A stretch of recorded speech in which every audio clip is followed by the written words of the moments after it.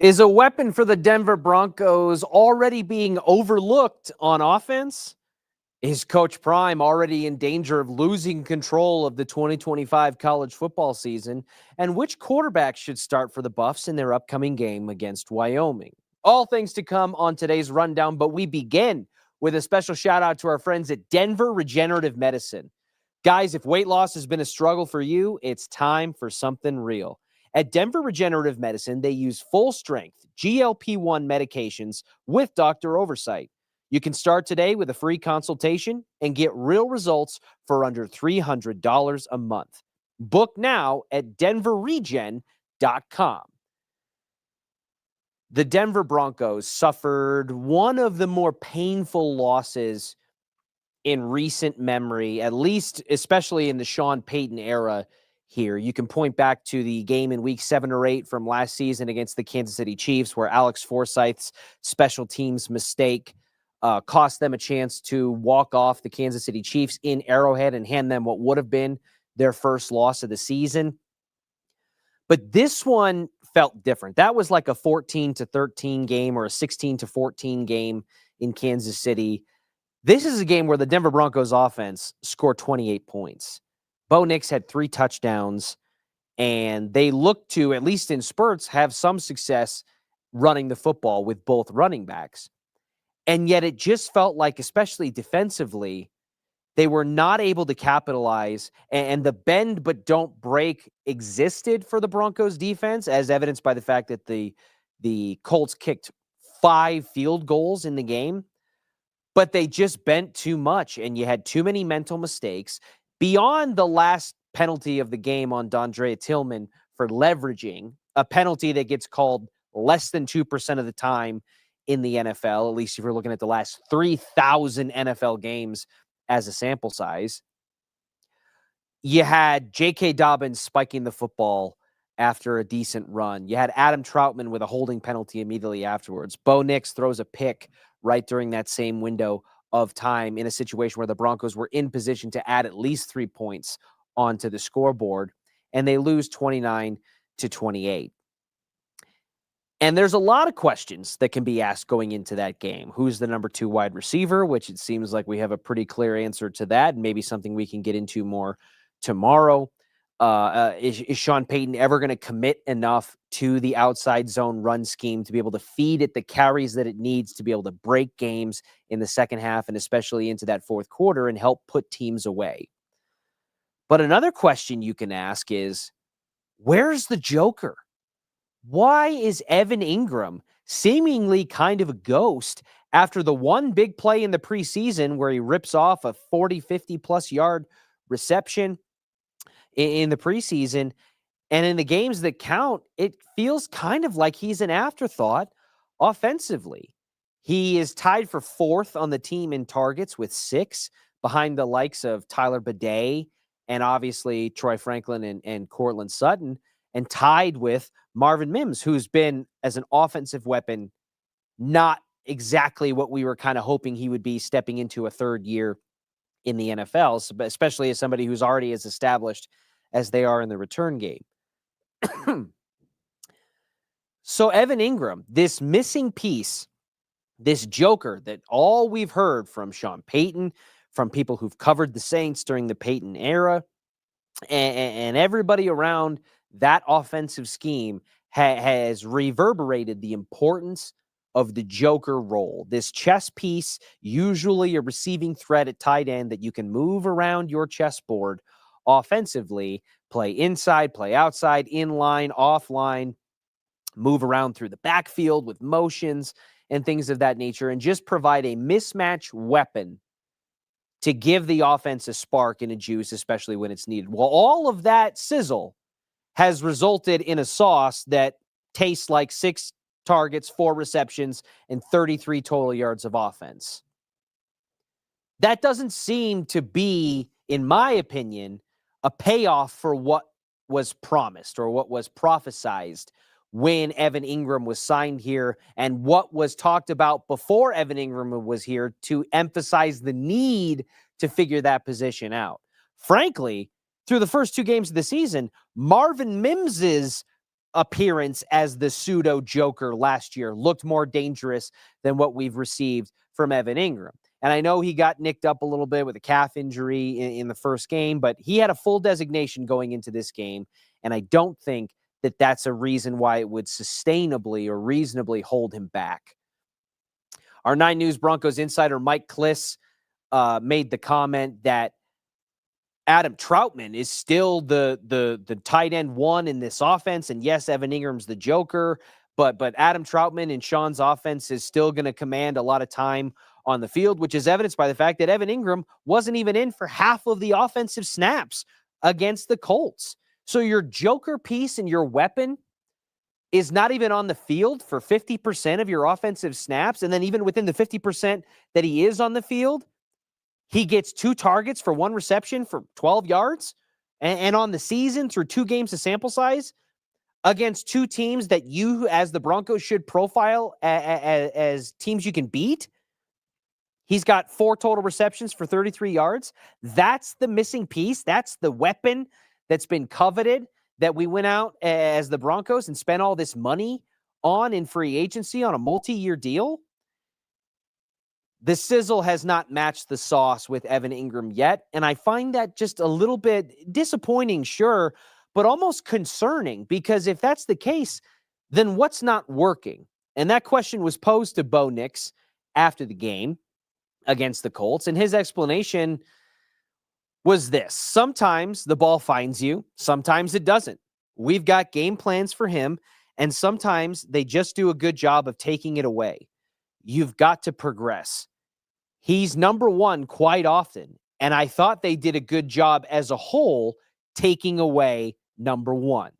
They played, got in our face, which is also why the run game was working, because they could tell they were a little bit on the pass game and wanted to take receivers away. I understand what Bo Nix is trying to say there in defense of Evan Ingram and his involvement in the offense, but my response would be this. Of course, the defense is going to work to take that away. But if you've got a piece like this Joker role in Evan Ingram that you can move around, that you can use to manipulate the defense, you should be scheming that open more so than it's being taken away, because that's the flexibility that comes with that role and that position. And Evan Ingram was the tailor-made version of that Sean and George Payton made sure to go out and acquire in free agency. So again, I say, I just don't quite understand why the disconnect is there with Evan Ingram, and the offensive production has looked the way that it has. 4 receptions for 33 yards on 6 targets through 2 games of an NFL season. We could have got that last year with Adam Troutman, Nate Atkins, and Lucas Kroll. In fact, a lot of stat lines did look like that last year.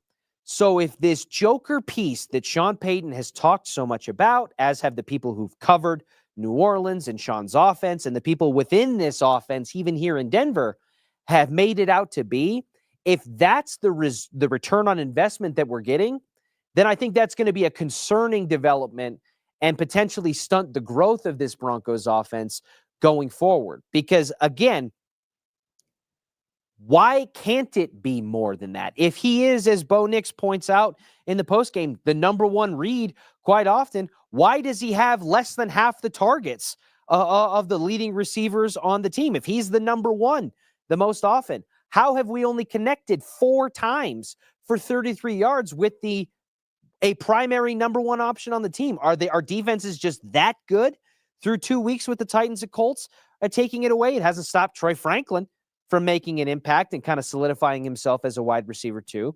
Hasn't stopped Cortland Sutton by and large from getting his. And even Marvin Mims, more so against Indianapolis than maybe against Tennessee, has come on and flashed. I just don't quite understand why it's not clicking yet with Evan Ingram as the Joker in this offense for Sean Payton that he puts so much emphasis on. But it needs to start, because if the Broncos offense can't continue to add layers to it and be more dynamic than it was in 2024, it's going to be an uphill battle, not just in the AFC, but within the division of the AFC West, where you're seeing a much improved Chargers team, a Chiefs team that's off to the slowest start it's ever been in the Mahomes era, but still has Andy Reid, Patrick Mahomes, and a handful of skill players. And a team like the Raiders, who, despite what they showed on Monday night, should be better overall than they were in 2024.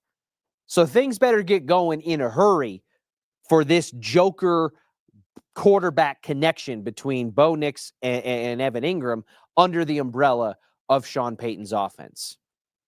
Speaking of getting going quickly, it could be getting late early up there in the Flatirons in Boulder for the University of Colorado, because what we saw against Houston, contrasting it against what we saw in the faux kind of pseudo pump-up game against Delaware, and then starting the season the way they did against Georgia Tech, who looks like a pretty damn good football team, by the way, is deeply concerning.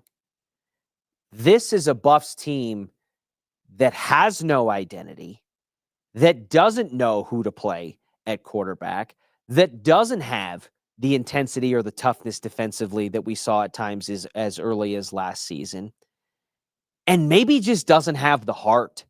It doesn't look like a collection of players out there who are bought in together. And you can start throwing out cliches, and I'm sure if you ask the players in the locker room to their face, of course they would say something to that effect, that they're a band of brothers and they're arm in arm and shoulder to shoulder and all of that.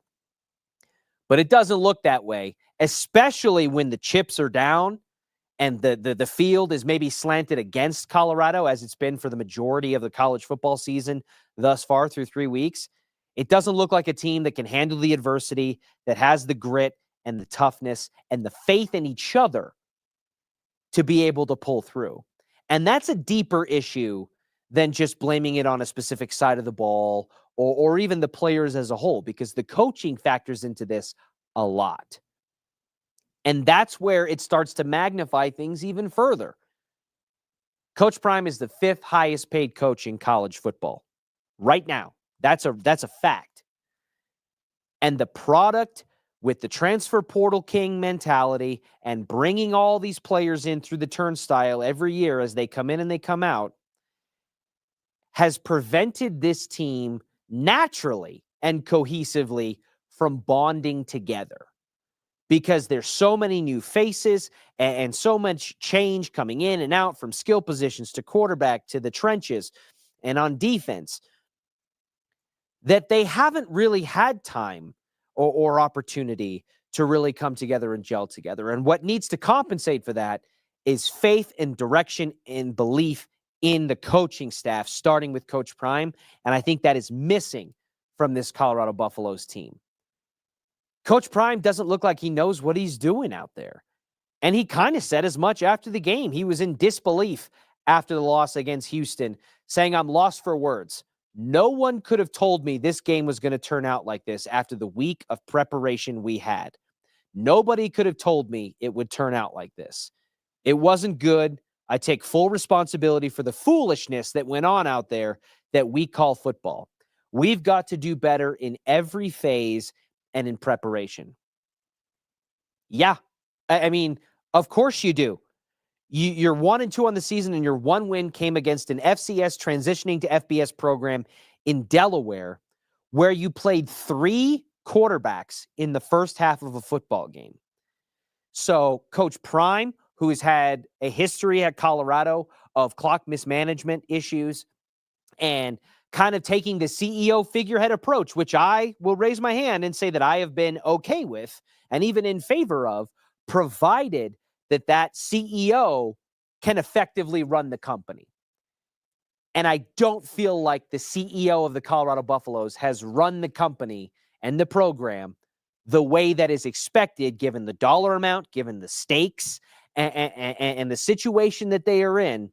They have not gotten a proper return on that investment, nor has the CEO hired and put in place, in my opinion, people underneath him, senior leadership within the company and within the program, in the offensive coordinator role specifically, that has this team in a situation to succeed. Pat Shurmur, as we've seen at almost every stop along his coaching career in the NFL and now here in the collegiate level, does not have an offensive identity that is good enough for this football team to be able to hang their hat on and win football games.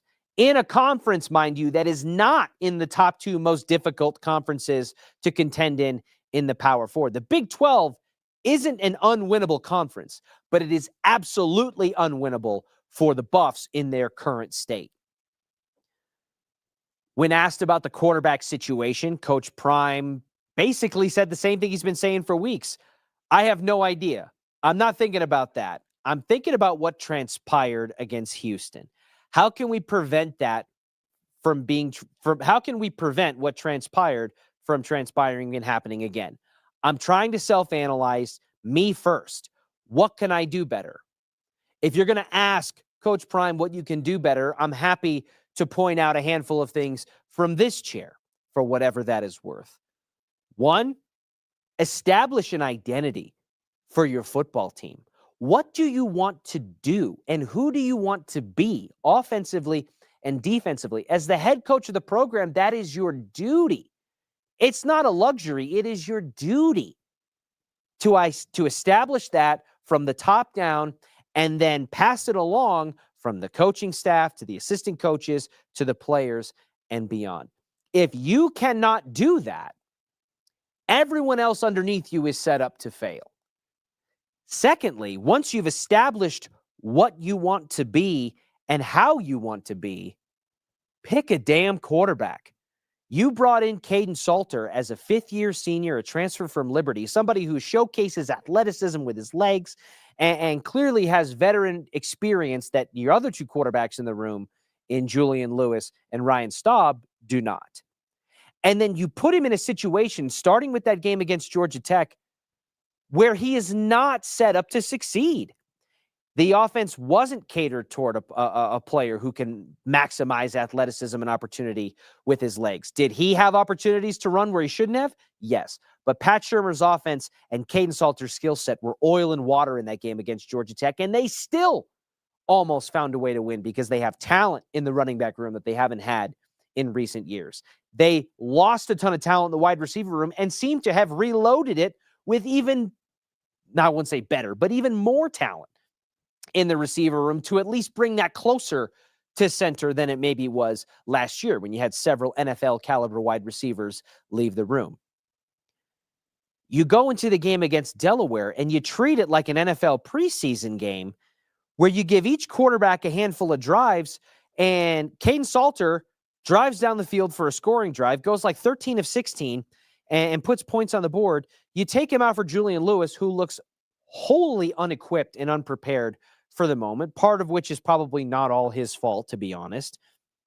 And then you put in Ryan Staub right before the half.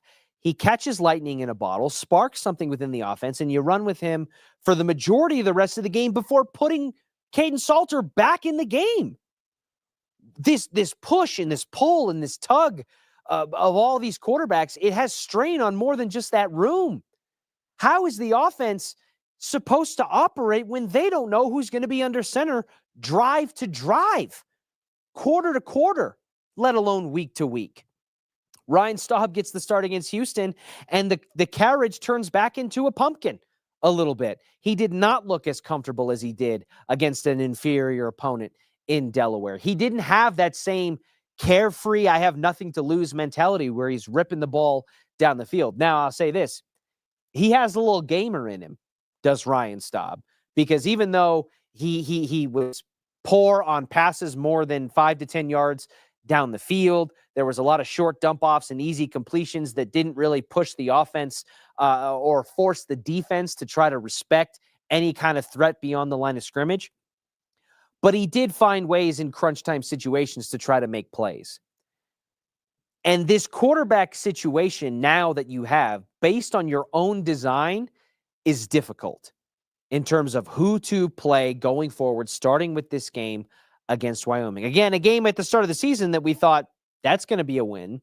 But based on what we've seen with the inconsistency offensively, the inability to commit to running the football, despite having running backs averaging north of 4 to 5 yards per carry in a multitude of different games, and then not maximizing the talent that you have at receiver by having a revolving door at quarterback, there's a difficult path ahead for the Colorado Buffaloes.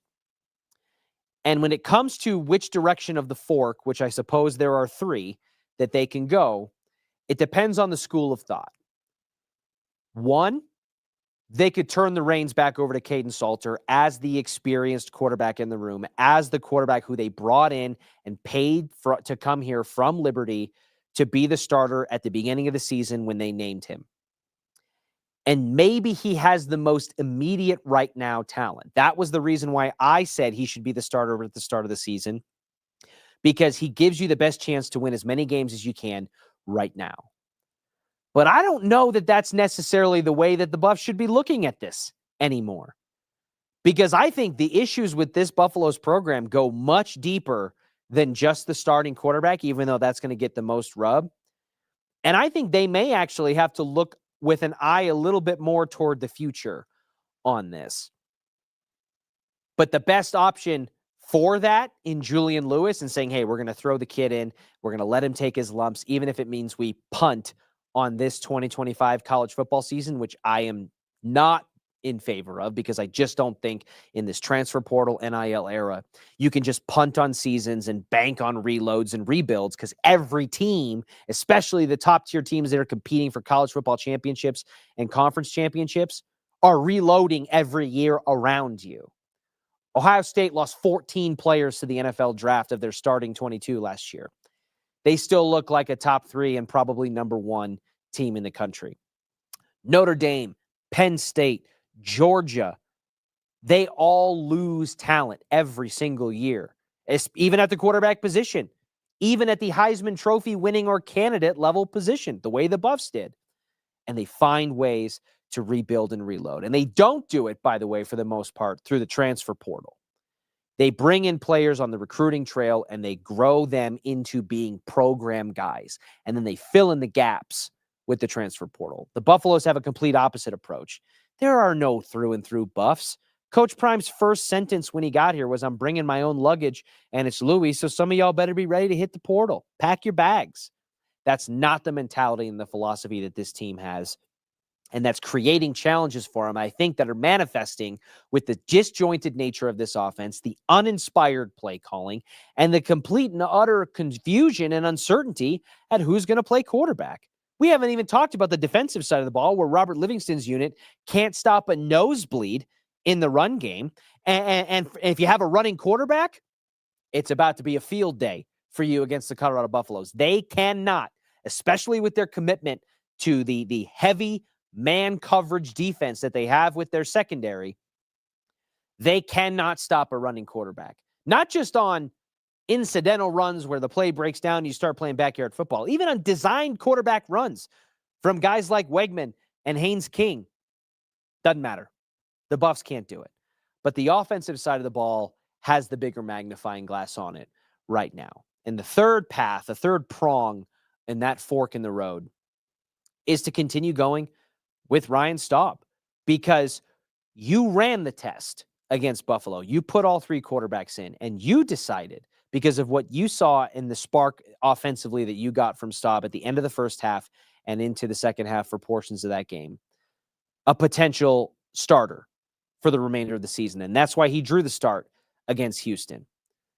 But because of the herky-jerky nature where you've pulled guys in and out, even within that Delaware game as a microcosm, we don't know now. And I don't think the team knows what the best course of action going forward is. In terms of what I think the best course of action going forward is, I would say this. The Colorado Buffaloes can't start Payton Salter again. I understand that he may give you, as you head into a deeper portion of your Big 12 slate with a brief respite there against Wyoming, he may give you the best chance to win that football game individually on a week-by-week basis.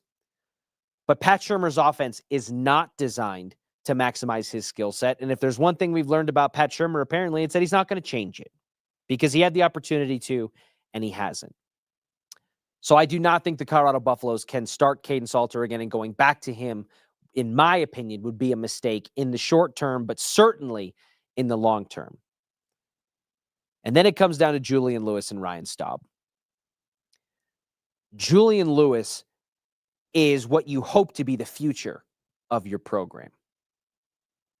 He's a 5-star recruit. He reclassified to get to this point, but he did not look ready for the moment. Those lights looked awfully damn bright for him against Delaware. And the concept of mixing in packages and doing things like that was a mistake from the beginning. I said it, and I stand by it. So if you turn the keys over to Julian Lewis, you are really, really in a situation where you're ready to lose some football games. And then you run the risk of potentially players transferring out, people bailing on the vision and the promise that you sold to them that is not being delivered, and having to dig deeper and deeper into that transfer portal bag. But it does potentially set you up to hopefully be more on track in 2026 and beyond. And that leaves Ryan Staub kind of caught in the middle there, because I think Ryan Staub gives you the opportunity to win football games more than Julian Lewis, and maybe a little bit less or close to Payton Salter. He is a program guy. He has more than 1 year left of eligibility. But if you start Staub and you further push Julian Lewis down that totem pole, it does make it a situation where he could look around him and say, you know what am I doing here? I could go to Texas A&M, or I could go to Tennessee, or I could go to whatever school and have maybe a better opportunity to play and not have to deal with this dysfunctional washing machine that we've seen revolving at the quarterback position here in Buffalo. So ultimately, what I would probably do is I would definitely not turn the reins back over to Payton Salter. You can't do that if you're Coach Prime and Pat Shurmur. You've damaged the psyche probably of Payton Salter to a degree where even if you turn the keys back over to him, how confident is he that you're going to let him drive the car for more than one quarter or one half or one game or two games? You've proven that you're willing to jerk the wheel when you feel is necessary. And I don't think Pat Shurmur's offense is set up for him to be ultimately successful and for that offense to run efficiently. Even though I think right now, Ryan Staub probably gets you the best chance to maybe win games with a quarterback who is more apt to or more adaptable to Pat Shurmur's offense, it is hard to argue with the logic of turning the keys over to Julian Lewis and investing in that piece that you still have with the message of, hey, we are building around you going forward, and we are committed to this process. It is you through and through that we will live and die with this season, because next season we're going to be big. And maybe that'll be the case. Maybe it won't. But the way that they handle this quarterback situation over the next week or so is going to be telling about the future trajectory in 2025 for the Buffs, whose ceiling and floor seem to have gotten a lot lower on the ceiling and even lower on the floor. We will see how it all shakes out and how it comes to fruition, starting with this game against Wyoming. The Denver Broncos are looking ahead to a pivotal, and I mean pivotal, I talked about it with James Palmer yesterday, matchup with the LA Chargers, who are 2-0 on the season, 2-0 in the AFC West, with an opportunity to go 3-0 on the season and 3-0 in the AFC West with this game in LA against the Broncos. And this game in week 3 between the Broncos and Chargers, from the Chargers' perspective, could, in the earliest fashion possible, give you the runway to the AFC West and to the division. If you own tiebreakers and have a minimum at worst to split with every team in the division after 3 weeks of the NFL season, especially with the Chiefs starting 0-2 on the season and the Broncos being 1-1 and maybe 1-2 if they lose to the Chargers, that's a significant heads up and something that's going to make the wild card race even more interesting. We will be here to chronicle it all for you. Stay locked into Denver Sports 104.3 The Fan, Stokely and Evans with Mark Schlereth, Dover and Cecil, The Drive, and even Denver Sports Tonight for you late commuters to get you back home with the best live and local sports talk in the city of Denver and in the state of Colorado. And that doesn't even begin to touch all of the fantastic work happening at denversports.com from the likes of intrepid reporters and columnists like Jake Shapiro, Will Peterson, Trent Finnegan, the underboss who really controls everything with the volume of content that he puts out. Our senior Broncos writer, Andrew Mason, giving you insight and breakdowns that you really can't get anywhere else. And then that guy named James Marilat, too. And then like and subscribe to our YouTube channel, guys. We have so much content, short form, long form, digital, radio, so much content there for you to consume. Like and subscribe to our YouTube. Follow us on our social channels, Facebook, Instagram, TikTok, and X at DenverSports1043, at DenverSports1043. And we will catch you tomorrow for the next rundown. I do what I love what I do. Second nature to put in the work.